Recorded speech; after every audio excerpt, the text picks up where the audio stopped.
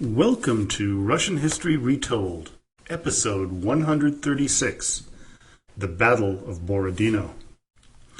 Last week, we covered the big three generals of the Napoleonic War, Pyotr Bagration, Mikhail Andreas Barclay de Tolly, and Mikhail Kutuzov. Today, I want to review the Battle of Borodino, where all three men led troops that would eventually bring a halt to Napoleon's invasion of Russia. As with any battle of the magnitude of Borodino, it is difficult, to say the least, to get an unbiased account of what went on. Not only do the opposing sides disagree on what happened, infighting amongst the generals on both sides lead to confusing accounts. I, as usual, will try to do my best to try to weed out the bias and provide an objective tale of the events of that important day.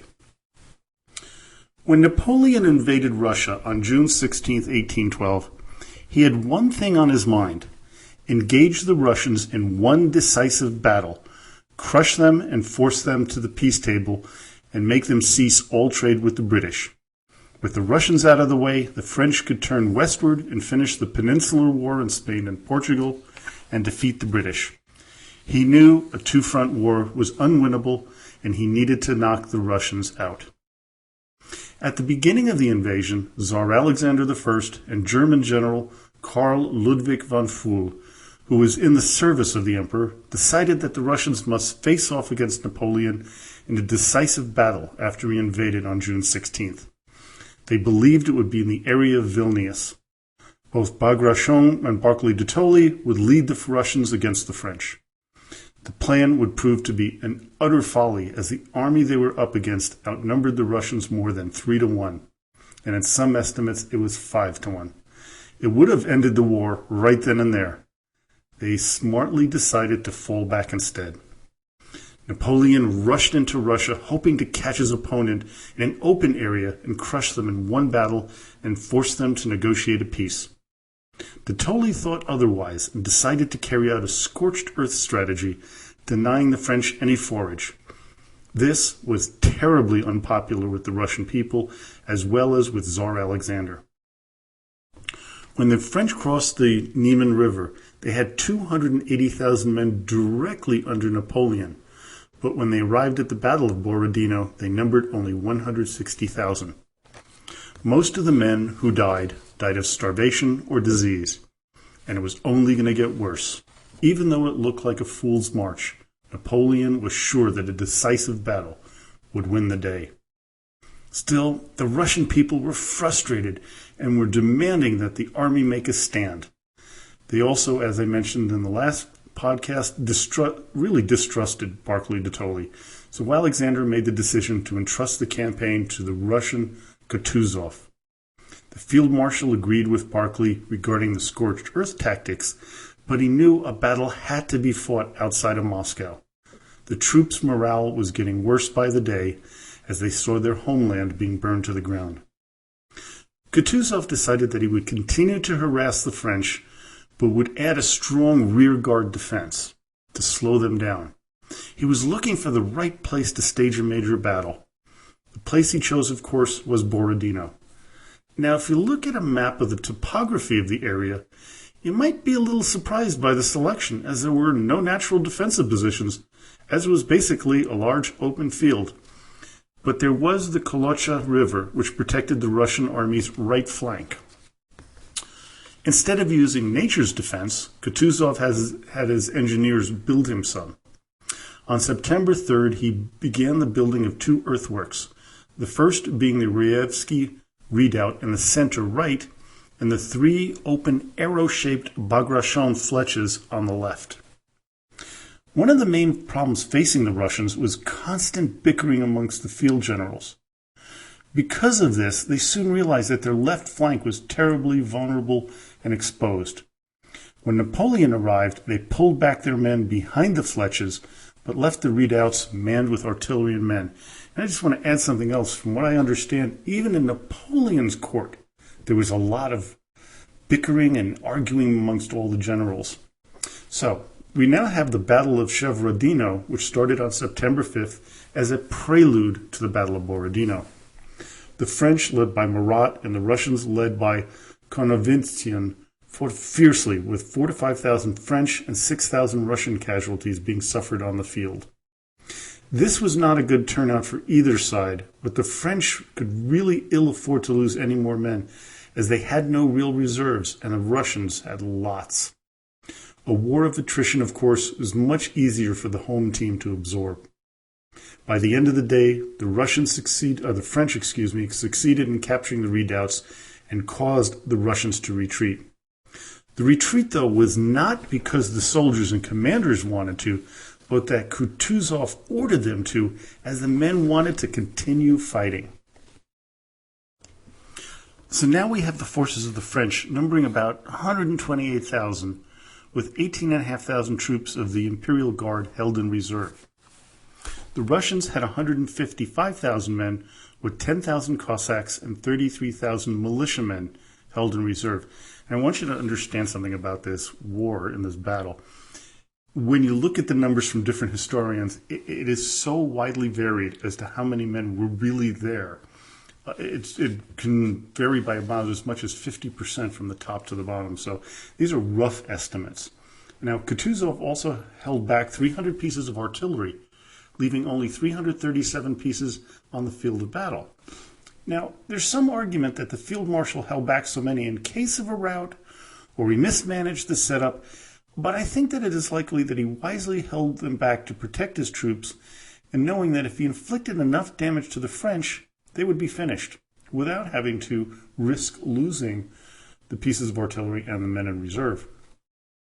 So, when the battle began at 6 a.m. on September 7th, 1812, the Russian right, led by de Tolly, was so powerfully formed that it looked like it was virtually unassailable and manned by 80,000 soldiers.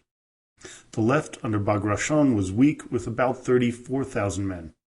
From here we see the older and sickly Napoleon making errors that the younger Napoleon would never have done. Despite Marshal Devoe's suggestion that the French immediately attack the weak left, Napoleon had Devoe go to the right, directly into the heart of the Russian army. The Fifth Corps, led by Polish Prince Poniatowski, was given the task of attacking the left, and his army and his corps was considered pretty weak. The French battered the center lines of the Russians with their 102 cannons, which led Devoe to send in 2 divisions into the battle of militiamen. The Russians responded with a withering artillery barrage of their own. Back and forth they went, with Bagration mortally wounded around 9:30 a.m. To read the accounts of the fighting is to be amazed at the bravery of the men on both sides. Now, Napoleon was not near the field of battle that day in the beginning, as he was fighting a cold, but when told of the battle, refused to commit his reserve troops, the Imperial Guard. This single decision, which he did a few times during that day, was to haunt Napoleon, because it could have led to a decisive victory, the one that he wanted. Now, I could go on about how the battle unfolded and the different charges and things like that, but that's not what I really wanted to focus on. One of the things I found unusual is that Kutuzov was almost totally out of it that day. As Colonel Karl von Clausewitz said of the field marshal, quote, "He seemed to be in a trance." Now, the other side, it was hell out there, and what de Tolly said of his men marching into battle, it was like, quote, "a walk into hell." Napoleon, for his part, made mistakes, especially when it came to making timely decisions, which went against his number one military principle of, quote, "Ground I may recover, time never." The confusion on the battlefield played into the hands of the Russians, as they were playing a defensive game. But the truth was, both sides were losing men and leaders throughout the day. By 3 p.m., the Russian army was in dire straits, but the French army was totally exhausted. It was at this time that Napoleon made one of his most critical mistakes, according to some. His generals begged him to finally commit the Imperial Guard and deal the blow needed to finish the Russians. General Rapp, a senior aide-de-camp to the emperor, told him that now was the time to send in the fresh troops. Napoleon replied, quote, "I will most definitely not. I do not want to have it blown up. I am certain of winning the battle without its intervention." Instead, he ordered 400 artillery pieces to fire upon the Russians. Here we see Kutuzov misplacing a large number of Russian troops, which could have crushed the French army, but there is evidence that he did so on purpose. He had fought a good fight, and he still had a large part of his army intact. Kutuzov ordered a retreat past Moscow, abandoning the ancient capital and heading to Semolino. Napoleon had won the day, but it was considered a pyrrhic or hollow one, and not the total one he had hoped for. His French army had lost around 34,000 to 35,000 men, depending again on the sources, with about 1,928 officers dead. That much we do know. It was the last offensive battle that Napoleon would fight on Russian soil. The Russians lost 52,000 men to death or injury, including Bagration, but they were in their homeland and could resupply their army with more men and food. To better understand the carnage at the Battle of Borodino, we go to historian Gwyn Dyer, saying it was like, quote, a fully loaded 747 crashing with no survivors every 5 minutes for 8 hours. It was the worst single day of loss of life during the entire Napoleonic conflicts. Waterloo would have 55,000 dead versus over 65,000 at Borodino. Leo Tolstoy, in his epic book War and Peace, would say the battle as, quote, a continuous slaughter which could be of no avail either to the French or the Russians. To the Russian people, it is a battle of pride for their country. To the men who lost their lives that day to save their country, they will never be forgotten. The same as the men who fought against the invading Germans in 1941 through 45. There are a number of different statues, memorials. They still do the battle reenactments every year at the field in Borodino on September 7th. Well, I hope you enjoyed today's podcast. Join me next time as I cover a brief history of the country of Belarus. So thanks for listening. Thanks to all the listeners for their generous donations to the podcast last week. It really does help. I mean, the podcast does cost, in just hosting it quite a bit because it has so many of the podcast episodes still online, and I want to really keep them there for years to come. I'd also like to thank one person, listener Max, who emailed me today, and he grew up in Russia in St. Petersburg and offered to help me with one thing that I really have the problem, pronouncing the tongue-twisting Russian words that I've botched up over and over again over the years. Max, it's much appreciated, and I guarantee you I will avail myself of your help. Please visit the blog site at RussianRulersHistory.com, and don't forget to visit us on Facebook at Russian Rulers History Podcast, where you can ask a question, leave a comment, make a suggestion, or occasionally participate in a poll. So now, as always, до свидания и спасибо большое.